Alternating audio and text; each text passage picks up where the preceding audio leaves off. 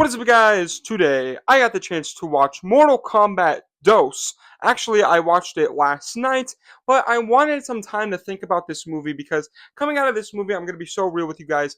I have mixed thoughts on this film. I think it's actually a really fun time, but there's definitely a lot of flaws with it, and we're just going to get right into it. This is going to be spoiler free. I really don't think that I'm going to have any big spoilers for the film that much because to be real with you guys, I'm not a big Mortal Kombat person. I only ever watched really the first movie from 2021, and I played like maybe a few of the games and a lot of the arcade games from like the old 1980s games like on the arcades machines. You know what? I was just here to have a fun time. But before we get into the video, guys, make sure you like the video and subscribe and ring the bell in the description down below. We just hit 800 subscribers, which is an amazing achievement, and thank you guys so much for that. And let's try to hit 1,200 by the end of the year, so please subscribe. Like I said, this movie is the sequel to the 2021 Mortal Kombat film, which came out at that weird time during lockdown where everyone was watching movies simultaneously. They were coming out on like HBO Max, but also in theaters. And the first Mortal Kombat movie actually was like one of the most streamed movies of that year. So it was a very popular film. And I know it was very mixed. Like a lot of people didn't like it, a lot of people did like it. I was a big fan of that movie when it first came out. And that was at a time where I didn't really get to play Mortal Kombat that much. I was new into the world and I had a really fun time with it, introducing me into the Mortal Kombat world. And I've just recently revisited it, and I can understand why people don't like it. And I definitely don't love it as much as I did. I have it, the first one, at like a 6 out of 10, a low 6 out of 10, because I do see some problems with it. And I think a lot of the problems are the pacing of the film, not really having a lot of epic fight scenes. And, you know, Cole Young isn't an amazing character, but I think he's overhated. I definitely think he's overhated, but I can understand why Mortal Kombat fans don't like him, especially since he's an original character. Getting into Mortal Kombat 2 here, which we have the big XD poster here, I snagged that. This movie is like, it's better. It's way better than the first movie. I don't know about so much better, but it's definitely way more fun. This movie jumps right into it. It goes right into the plot, and it literally never skips a beat. Like, it's just nonstop epic action scenes, fighting, and the choreography in those fight scenes is flawless. Like, flawless victory all around when it comes to the choreography in the fights.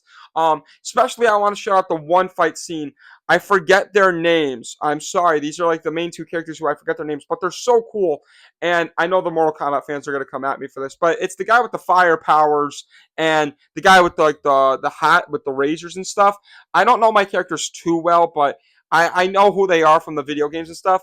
But their character fight was awesome. They are brothers, and in this movie, one of the brothers, the brother with the razor hat, is under this hypnosis throughout the film. Like he's switched sides, like almost like he's now a bad guy in a way.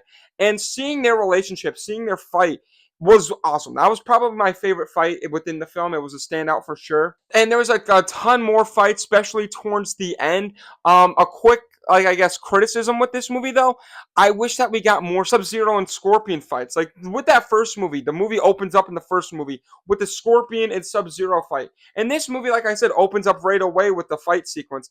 But it's not as engaging, or it's not as like, it doesn't get me on like the edge of my seat like the first one did. When seeing Scorpion and Sub-Zero first fight in the first movie was awesome, and then seeing it in the end of the film was so cool.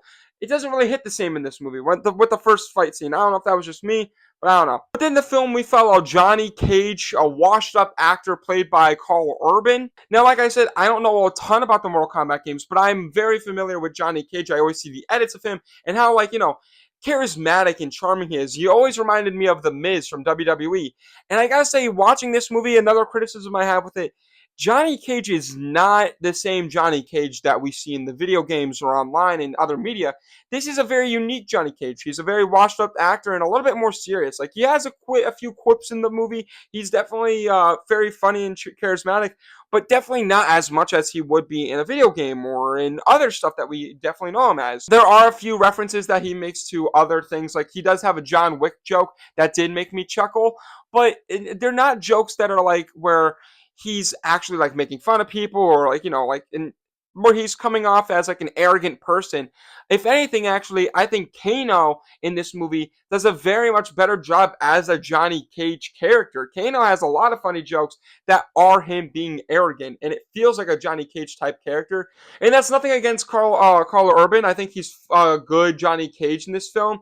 I just don't know if I love the whole Johnny Cage character as much as I wanted to. And I say that we follow Johnny Cage throughout the film, but in actually, we follow Katana. She is actually the main character, and they do not market her as the main character at all. And that was quite a pleasant surprise. Seeing her throughout the film, throughout this tournament, her story, because she is a very integral part of the film. And I feel like a lot of like the story, you could say, is followed based upon her. Because I say story in quotations because this movie doesn't really have a plot. It doesn't really have a story.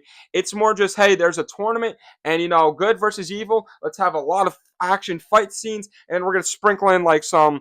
It felt like cut scenes of a video game. Like you had like the video game part where like it was like the action fight scenes, then you had cut scenes that were like, oh, here's some of the lore. All right, awesome fight scene. Some of the lore. Awesome fight scene, which isn't a bad thing because honestly, we go to a Mortal Kombat movie, we just want to see the fights. That's really what we're here for. We're here to see some gnarly kills, and there are tons of that. Wink, wink, with a certain original character from the previous movie. As we all knew that guy was cooked from the start, right? Like Cole Young. Spoiler alert, not everyone kind of knew this. He does not make it.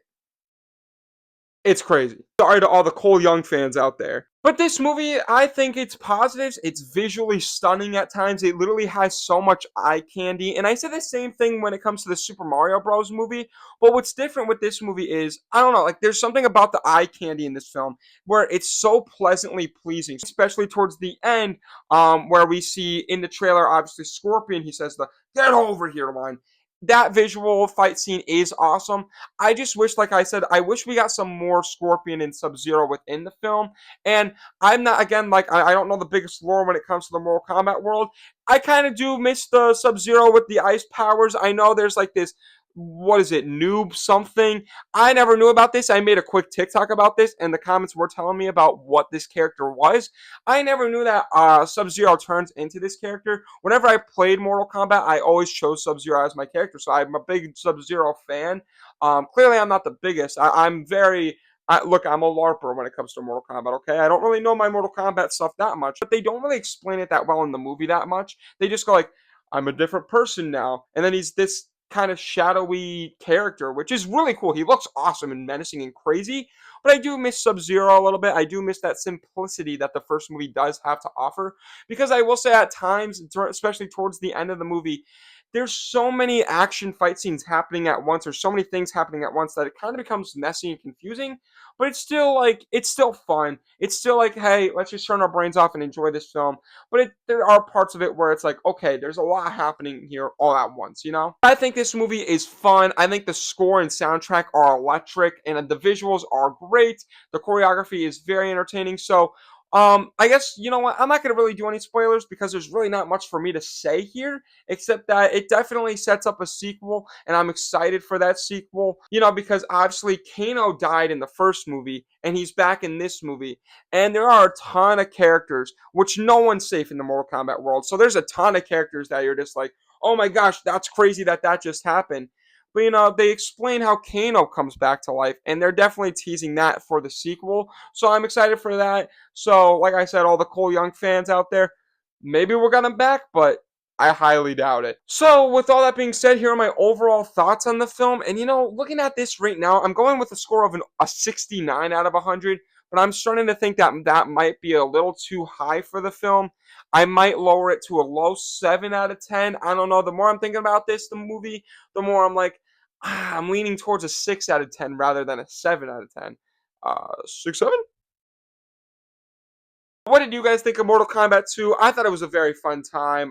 Definitely not like the biggest blockbuster of the summer, but it's definitely the first big blockbuster.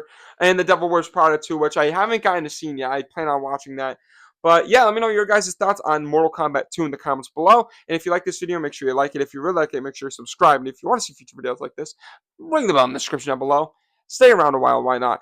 With all that being said, KO. Flawless victory. Moving it out. Peace.